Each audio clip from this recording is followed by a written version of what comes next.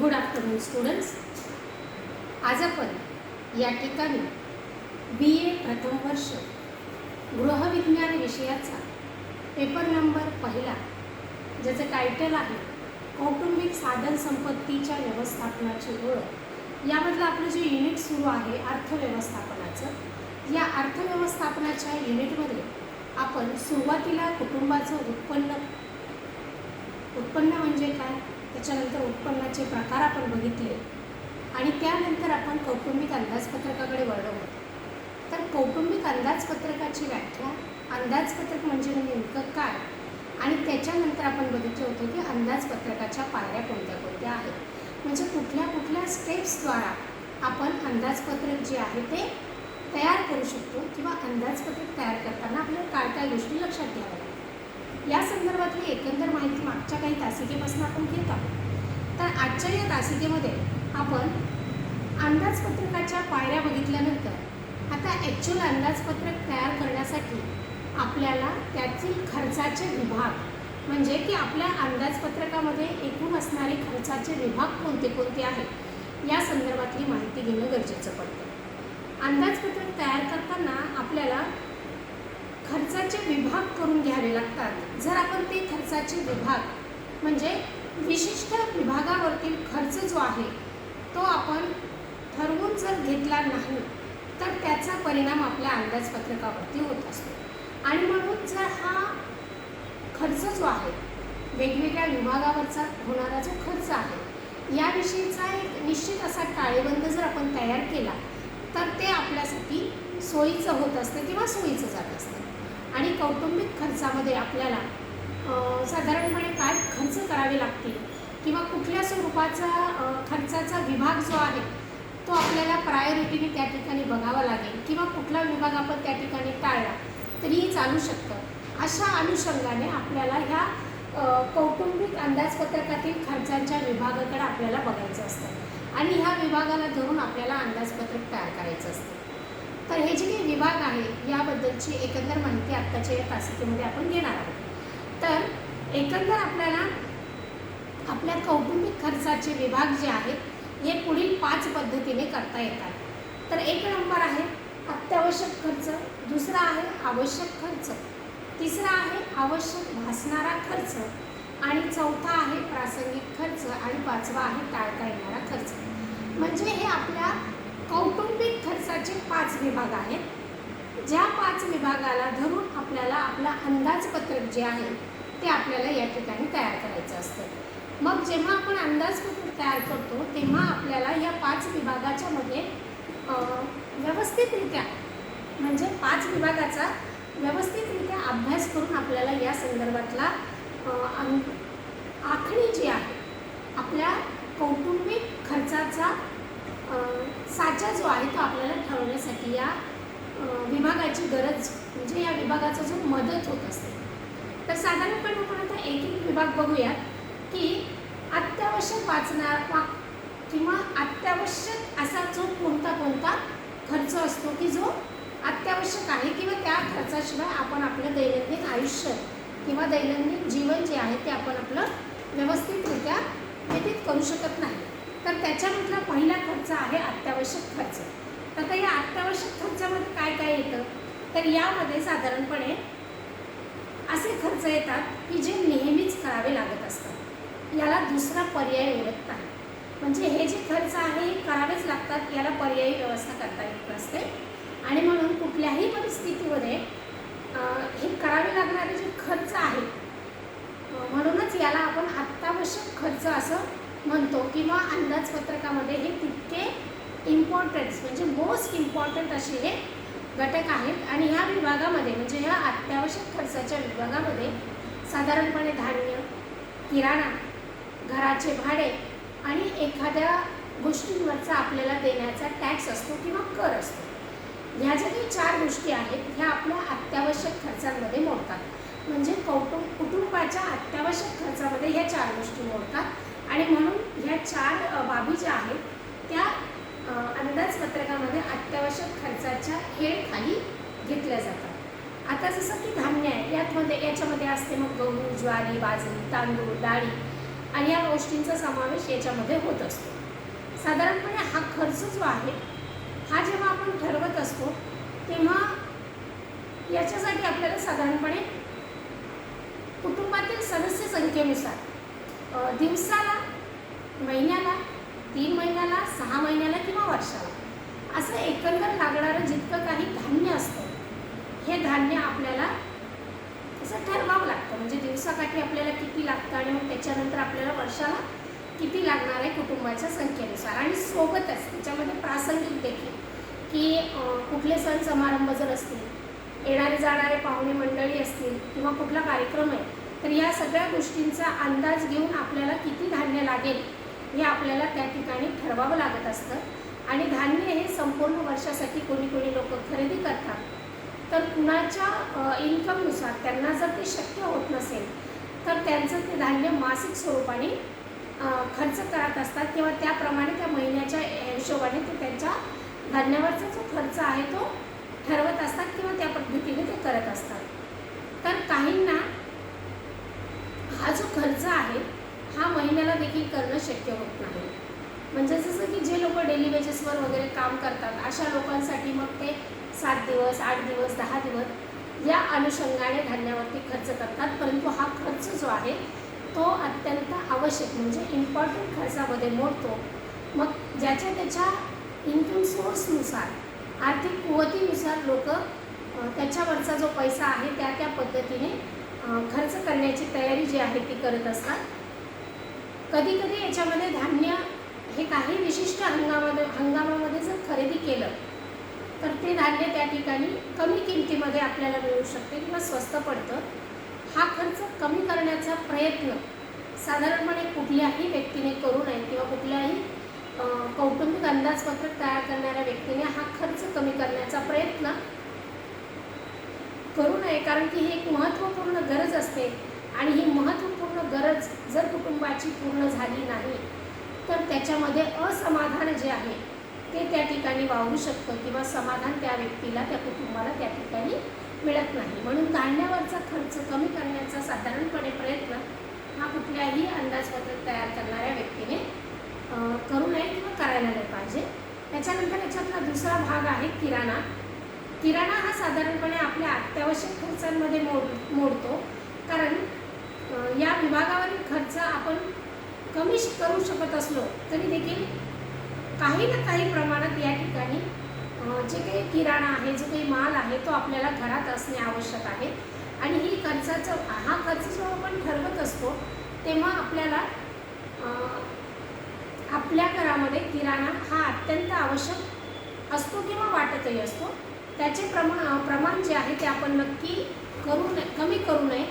आणि हा खर्च निश्चित करताना तेल, तूप, चहा, साखर यासारख्या वस्तू आपल्याला महत्त्वाच्या वाटतात त्यानुसार त्याचा क्रम लावावा. म्हणजे त्या फॅमिलीला कुठल्या गोष्टींची किंवा कशा पद्धतीने त्यांचा तो ढाचा आहे त्या पद्धतीने त्यांनी त्याचा क्रम जो आहे म्हणजे किराणा मालामध्ये तेल, तूप, डाळी, शेंगदाणा, खोबरा वगैरे या सगळ्या ज्या गोष्टी लागत असतात त्या गोष्टींचा त्या कुटुंबाच्या प्रायोरिटीनुसार म्हणजे त्यांचं जे काही स्ट्रक्चर असेल त्यानुसार त्यांनी त्याचा क्रम लावायला पाहिजे आणि त्याच्यानंतर त्याच्यावरचा खर्च ठरवायला पाहिजे.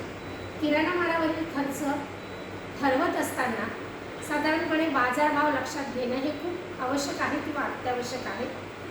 कारण कधी कधी काय होतं की आपण साधारणपणे एक अशी निश्चित रक्कम ठरवलेली असते आणि त्या रकमेपेक्षा जास्त खर्च होणार असतो. कारण त्या काळामध्ये जर महागाई वाढलेली असेल तर साधारणपणे त्या एकंदर सगळ्या गोष्टींचा अंदाज घेऊन मग आपण याच्यावरचा खर्च जो आहे तो ठरवायला पाहिजे. कारण प्रत्येक वेळेची परिस्थिती ही एकसारखी राहत नाही आणि म्हणून अशा वेळेस पदार्थाचे प्रमाण कमी करण्याच्या ऐवजी पर्यायी व्यवस्था जी आहे ती अशा ठिकाणी झाली पाहिजे. त्याच्यासाठी त्याला कुठल्याही प्रकारचा एक्सक्यूज जो आहे तो या खर्चासाठी ठेवायला नाही पाहिजे. त्याच्यानंतर आहे घर भाडं. ही रक्कम साधारणपणे दर महिन्याला आपल्याला एखाद्या मालकाला किंवा घर मालकाला साधारणपणे द्यावी लागत असते. जर म्हणजे थोडक्यात ज्यांचं स्वतःचं घर नसतं त्याच लोकांना हा खर्च जो आहे तो करावा लागतो. परंतु स्वतःचं जरी घरात राहणारे लोक असले, घर भाडं जरी त्यांना द्यायचं नसलं तरी त्या घराचा साधारणपणे वर्षाला येणारा कर, पाण्याचा कर, ह्या सगळ्या गोष्टी ज्या आहेत त्यांना देखील त्या ठिकाणी द्याव्या लागत असतात. म्हणून ह्या गोष्टी देखील आपल्याला आपल्या अत्यावश्यक खर्चामध्ये गृहीत धराव्या लागतात. त्याच्यानंतर आहे कर म्हणजे टॅक्स. आता याच्यामध्ये उत्पन्न म्हणजे आपलं मासिक उत्पन्न जे असेल, आपलं घर असेल किंवा आपल्याकडे जर काही प्राणी वगैरे सारखे जर आपण काही पाळलेले असतील तर यावरील कर्ज जो आहे यावरील कर जो आहे शासनाचा, तो आपल्याला याच्यामध्ये द्यावा लागतो. आणि हा खर्च जो आहे हा आपण कुठल्याही परिस्थितीमध्ये टाळू शकत नाही किंवा टाळायलाही नाही पाहिजे. कारण काही काळानंतर किंवा हा खर्च जर आपण टाळला तर काही काळानंतर त्या रकमेवरती शासनाकडनं व्याज लावलं जातं आणि परिणामी मग आपला खर्च जो आहे तो आणखी वाढतो. आणि म्हणून थोडक्यातच ह्या ज्या काही महत्त्वाच्या गोष्टी आहेत ज्याच्यामध्ये धान्य, किराणा, घरभाडे आणि कर, ह्या गोष्टी ह्या कुटुंबाच्या अत्यावश्यक खर्चांमध्ये मोडल्या जातात आणि त्या अनुषंगानेच त्याचं वेटेज किंवा त्याचं महत्त्व हे त्या आपल्या अंदाजपत्रकामधून त्याप्रमाणेच आपण ठेवायला पाहिजे. त्याच्यानंतर दुसरा खर्चाचा विभाग आहे आवश्यक खर्च.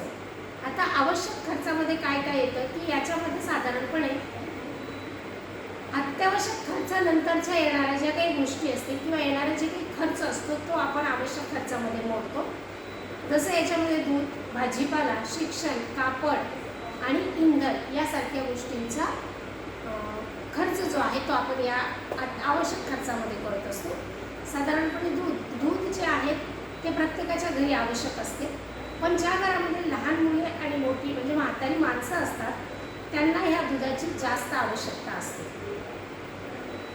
साधारणपणे आपण दूध आपल्याला कुठून घेतल्यानंतर त्याची क्वालिटी आणि त्याची प्राईस जी आहे ती कशा पद्धतीने आपल्याला परवडेल या स्वरूपाने आणि शिवाय त्याचा दर्जा जो आहे तो देखील त्या ठिकाणी खात्रीशीर मिळेल अशाच ठिकाणी आपण या वस्तू खरेदी करू शकतो. आणि त्याच्यासाठी पर्यायी व्यवस्था म्हणजे की समजा जर आपण एखाद्या डेअरीतून दूध आणलं किंवा गवळ्याकडून दूध घेतलं किंवा दूध शासकीय डेअरीचं दूध आपण बघितलं तर याच्यातली कंपॅरिझन करून आपल्याला कुठल्या दुधाचा दर्जा चांगला मिळतो आहे आणि कुठे आपल्याला पैसे कमी खर्च करता येतात.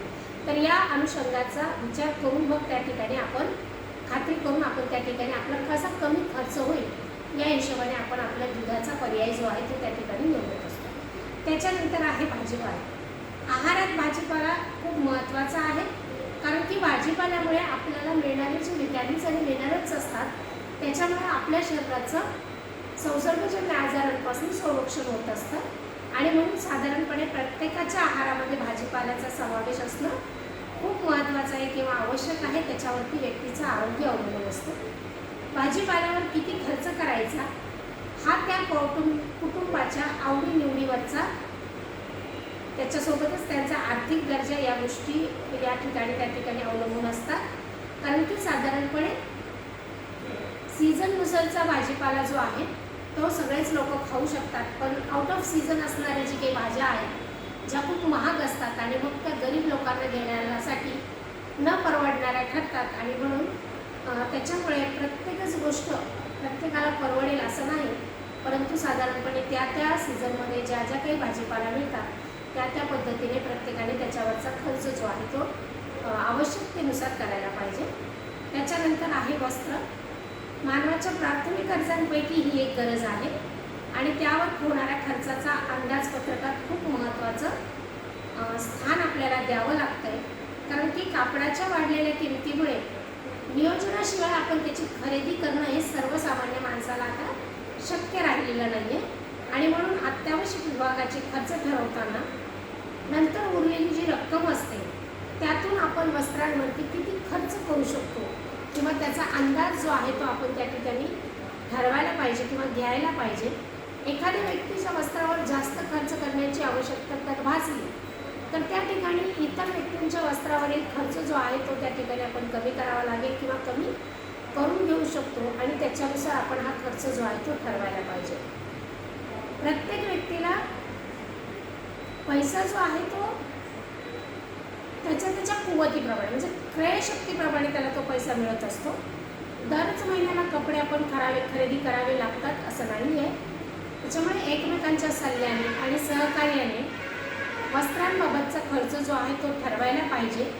आणि त्याच्यामुळे काय होणार असतं की ज्या व्यक्तीला त्या महिन्यामध्ये ज्याची गरज आहे त्याला ते वस्त्र जे आहे त्याला ते त्या ठिकाणी मिळू शकते. आणि याच्यामुळे की ज्याला आवश्यकता ह्या महिन्यात नाही आहे त्याला पुढच्या महिन्यात आहे, मग त्याचा खर्च कमी करून तो ह्या महिन्यात आवश्यक असणाऱ्या व्यक्तींसाठी तो पैसा जो आहे ते वापरू शकतात. आणि त्याच्यामुळे काय होणार आहे की एकमेकांमधला भाव, त्यागाची भावना जी आहे किंवा आत्मीयता जी आहे ती या ठिकाणी जोपासली जाऊ शकते. त्याच्यानंतर आहे शिक्षणाचा खर्च. याच्यामध्ये फक्त मुलांच्या शाळेतील किंवा कॉलेजमध्ये लागणाऱ्या फीचा विचार घेतला जाऊ नये, कारण की साधारणपणे आता फक्त शाळा कॉलेजच्या फीस व्यतिरिक्त देखील मुलांचे गणवेश, वह्या पुस्तकांवरचा खर्च, सोबत त्यांना त्या ठिकाणी जाण्यासाठी लागणारा प्रवास खर्च आणि ॲडिशनल खर्च म्हणजे आता ट्युशनची जी काही फीस असते या सगळ्या गोष्टीसुद्धा या ठिकाणी लक्षात घ्यायला पाहिजे. आणि त्याप्रमाणे किती खर्च या एका व्यक्तीला येईल हे त्याच्यातून ठरवायला पाहिजे. आणि त्याच्यामुळे सर्वसामान्य व्यक्तींच्या मुलांना चांगल्या शाळेतून किंवा चांगल्या कॉलेजातून शिक्षण देणं कठीण वाटतं, कारण की चांगल्या शाळा किंवा चांगल्या कॉलेजची असणारी जी फीस आहे ती फीस सगळ्यांनाच परवडण्यासाठी या ठिकाणी राहत नाही. त्याच्यानंतर आहे इंधन. तर इंधन आणि जळण जे आहे ही सुद्धा आपल्या खर्चाची आवश्यक बाब आहे, कारण की आपण धान्य, किराणा, भाजीपाला या सगळ्या जरी गोष्टी खरेदी केल्या तरी त्या बनवण्यासाठी किंवा त्या शिजवण्यासाठी आपल्याला इंधन लागणार असतं. आणि या इंधन जे आहे ते आपल्या खर्चाची आवश्यक बाब आहे. त्यावरील खर्च निश्चित करण्यापूर्वी आपण फक्त या ठिकाणी वेगवेगळ्या पर्यायांचा विचार करावा की ज्याच्यातून कुठला पर्याय आपल्याला जास्त सोयीचा आणि कमी खर्चाचा पडेल या अनुषंगाने फक्त ती फॅमिली त्या ठिकाणी स्वतःची चॉईस जी आहे ती करू शकते. की जसं की कोळशाच्या शेगडीच्या ऐवजी भुशाची शेगडी वापरली किंवा गॅसच्या ऐवजी आणखी दुसरा काही पर्यायी व्यवस्था त्यांना त्या ठिकाणी करता येणं शक्य असेल तर त्या परिवाराच्या अनुषंगाने त्यांनी त्या ठिकाणी तो इंधनाचा प्रकार जो आहे तो त्यांनी त्या ठिकाणी वापरावा. त्याच्यानंतरचा तिसरा खर्चाचा विभाग आहे आवश्यक भासणारा खर्च. आता आवश्यक भासणारा खर्च म्हणजे काय, तर काही खर्च जे आहेत ते आपण करतो आणि ते करण्याची सवय जी आहे ती आपल्या फॅमिलीला, कुटुंबाला किंवा व्यक्तीला लागलेली असते. साधारणपणे हे खर्च आपण दैनंदिन जीवनात इतके रुजलेले असतात की ते आपल्याला ते खर्च जे आहेत ते आवश्यक खर्च आपण त्याला समजायला लागतो. परंतु हे खर्च असे आहेत की ते न करताही आपलं चालू शकतं, परंतु सर्वसाधारणपणे ते हे कमी केले जात नाही किंवा ते व्यक्तींकडनं कमी होण्यासाठी प्रयत्न देखील केले जात नाही. तर असे खर्च कोणते कोणते आहेत, तर विजेचं बिल. जसं की घरातील जर विजेचा वापर हा साधारणपणे आपल्याला सवयीचा झालेला भाग आहे आणि त्याच्यामुळे हा खर्च आपल्याला अनावश्यक खर्च वाटत नाही, तर तो आपल्याला आवश्यक असा भासत असतो. वर्तमानपत्र. दर महिन्याला अगदी ठराविक असणारा हा खर्च जवळजवळ प्रत्येक कुटुंबासाठी असतो. नोकरीवरील खर्च. तर नोकरीवरील खर्च म्हणजे काय, नोकरी नाही, नोकरांवरील खर्च. तर नोकरांवरील खर्च म्हणजे काय की नोकरांना जो आपण पगार देतो तो देखील ठराविक असतो आणि तो दर महिन्याला आपल्याला त्यांना द्यावाच लागतो. तर तो देखील आपल्याला त्या ठिकाणी आवश्यक वाटतो किंवा आवश्यक असतो. साधारणपणे घरामधील महिला जर काम करत असेल, बाहेर जाऊन नोकरी करत असेल, तर त्या ठिकाणी अशा महिलांचा किंवा अशा कुटुंबातील अशा कुटुंबाचा नोकरावरील खर्च हा साधारणपणे जास्त असतो. धुलाईचा खर्च म्हणजे साधारणपणे सर्व प्रकारचे कपडे हे घरी धुतले जात नाही आणि त्यामुळे हा खर्च कमी जास्त प्रमाणात प्रत्येक कुटुंबाकडून केला जात असतो. यासाठी जेव्हा कापडावर खर्च जेव्हा आपण ठरवत असतो त्यामुळे त्याच्या धुलाईची देखील आपण त्या ठिकाणी लक्षात घ्यायला पाहिजे आणि त्यानुसार आपण आपला खर्च जो आहे तो या ठिकाणी ठरवायला पाहिजे. धुलाईचा खर्च लक्षात घ्यावा. हा खर्च कमी करण्यासाठी होऊ शकतो, पण तो कमी करण्यासाठी साधारणपणे त्या ठिकाणच्या गृहिणीला किंवा त्या व्यक्तीला त्या ठिकाणी कष्ट घ्यावे लागते. त्यानंतरचा 4 नंबरचा विभाग आहे प्रासंगिक खर्च. याच्यामध्ये धार्मिक विधी, वर्गणी, मेजवानी, औषधे, शिलाई हे खर्च जे आहेत हे खर्च साधारणपणे प्रासंगिक म्हणता येतील. आता याला प्रासंगिक का म्हणायचं असतं किंवा याचं कारण काय, तर हे खर्च जे आहे ते नेहमीच नसतात, पण हे विशिष्ट प्रसंगी करायचे असतात. हा खर्च किती करावा हे प्रत्येकाच्या आर्थिक परिस्थितीवर आणि त्याच्या इच्छेवर अवलंबून असते. परंतु औषधाकरचा खर्च जो आहे तो न टाळता येणारा खर्च आहे आणि मेजवानीवरील खर्च जो आहे तो साधारणपणे कुटुंबातील सगळे सदस्य मिळून किंवा स्त्री मिळून स्त्रीच्या मदतीने हे खर्च जे आहे तो कमी केला जाऊ शकतो. त्यानंतरचा पुढचा विभाग आहे टाळता येणारा खर्च. आता टाळता येणारा खर्च कोणता कोणता आहे, तर साधारणपणे आपण करमणुकीसाठी जो खर्च करतो, हॉटेलिंगसाठी, वाहन खर्च, प्रवास खर्च किंवा चैनीच्या वस्तू खरेदी करण्यासाठी जो काही आपण पैसा खर्च करतो, ह्या बाबी म्हणजे या ज्या बाबी आहेत हा खर्च साधारणपणे आपल्याला टाळता येण्यासारखा असतो. हे जरी खरे असले तरी हा खर्च टाळणे आवश्यक आहे, परंतु या बाबीवर मिळकतीच्या मानाने जर जास्त खर्च केला तर हे कधीही शहाणपणाचे ठरणार नाही. असे केल्याने बाकीच्या आवश्यक बाबी ज्या आहेत त्या बाबींचा खर्च करताना त्याच्यामुळे आपल्याला खर्च करता येईल आणि त्यामुळे कुटुंबियांना सुख आणि समाधान मिळेल. याकरिता हा खर्च जो आहे साधारणपणे टाळता जरी येत नसला तरी तो आटोक्यात ठेवला पाहिजे, म्हणजे त्याच्यावरती अंकुश असला पाहिजे.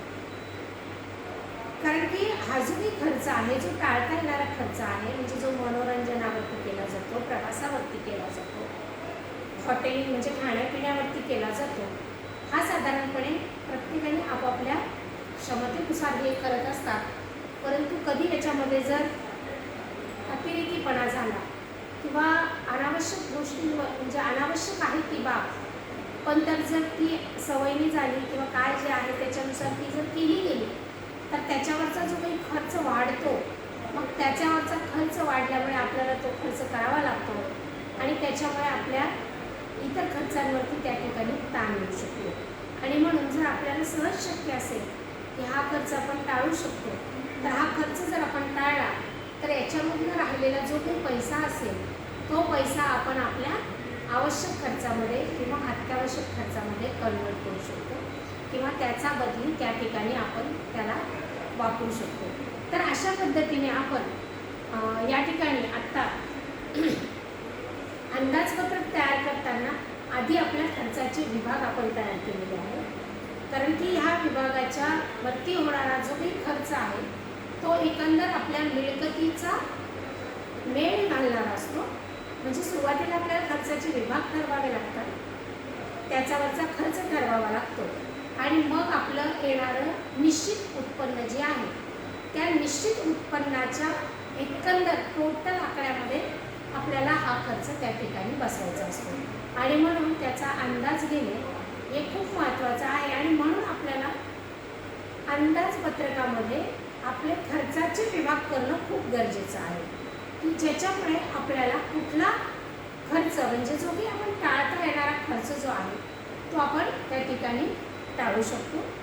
जसे की आवश्यक भासणाऱ्या खर्चांमध्ये देखील काही खर्च जे असे आहेत की जे आपण कमी करू शकतो, की जसं लाईट बिल. आता विजेची माणसाला इतकी सवय झालेली आहे की ज्याच्यामुळे वीज नसली तर माणसाला बेचैनी वाटते, परंतु ज्या ठिकाणी साधारणपणे आपल्याला विजेची गरज नाही आहे त्या ठिकाणी आपण ते जर स्विच, ते जर बल्ब, ते जर फॅन जर आपण बंद ठेवले, जिथं काम आहे तितक्याच ठिकाणचे जर चालू ठेवले तर साधारणपणे आपलं विजेचं बिल जे आहे ते आपल्याला त्या ठिकाणी कमी येऊ शकतो आणि परिणामी आपला तिकडचा खर्च जो आहे तो त्या ठिकाणी आपला कमी होऊ शकतो. सोबतच जसं की वर्तमानपत्रांवरचा खर्च, जर वर्तमानपत्रांवरचा खर्च आपल्याला कमी करायचा असेल तर आपल्याला त्या ठिकाणी आपल्या घराच्या आजूबाजूला असलेले ग्रंथालय, वाचनालय या ठिकाणी जरी गेले तरी आपल्याला ही गोष्ट, ही वर्तमानपत्र आपल्याला वाचायला त्या ठिकाणी मिळू शकतं. म्हणजे अशा पद्धतीने पर्यायी त्याच्यामध्ये जर काही असतील व्यवस्था, तर त्या व्यवस्थेचा आपण वापर करून आपला तो जो खर्च आहे तो आपण त्या ठिकाणी कमी करू शकतो आणि अत्यावश्यक आणि आवश्यक असे जे खर्च आहेत त्याच्यामधला खर्च जो आहे तो आपण त्या ठिकाणी वाढवू शकतो. म्हणजे त्याचा एकंदर अंदाजे लावलेला रक्कम जो आहे ती आपण त्या ठिकाणी वाढवून घेऊ शकतो. तर अशा स्वरूपाने आपण अंदाजपत्रकामधले आपले असणारे खर्चाचे विभाग या संदर्भातली आपण आता या ठिकाणी माहिती घेतलेली आहे. आजचा हा मुद्दा आपण या ठिकाणी थांबवत आहोत.